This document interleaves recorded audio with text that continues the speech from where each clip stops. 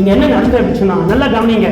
அன்பு மட்டும் உங்களுக்கு இருந்துச்சு அப்படின்னு சொன்னா, பலன் இல்லைன்னா நீங்கள் கோழை. வெறும் அன்பு இருக்கு, அந்த பொண்ணுக்கு அன்பு இருக்கா, இருக்கு, ஆனா பலன் கிடையாது. வாழ்க்கையை வாழ்வதற்கு பலன் இல்லை. நான் யாரை குறித்து சொல்லுகிறேன்? ரிடன் யாரை குறித்து சொல்லுகிறேன்? வெறும் அன்பு இருக்கு, ஆனால் பலன் இல்லை. ஆகையினால தற்கொலை செய்து கொண்டார். இல்ல வெறும் பலன் இருக்கு, அன்பு இல்லைன்னா அந்த சோனம் போல கிரிமினல்.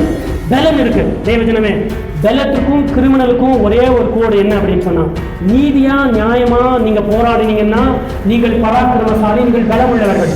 அநீதியா அதே தைரியத்தோட போராடினீங்கன்னா நீங்க கிரிமினல். கிரிமினல்களுக்கும் தைரியம் உண்டு தெரியுமா? 2 தீமோத்தேயு 1:7 சொல்லப்பட்டிருக்கிறது. தேவன் நமக்கு எப்படிப்பட்ட ஆவியை கொடாமல், பயமுள்ள ஆவியை கொடாமல், பலமும் அன்பும் தெளிந்த புத்தியுள்ள ஆவியை கொடுத்திருக்கிறார். நமக்கு என்ன வேணும்?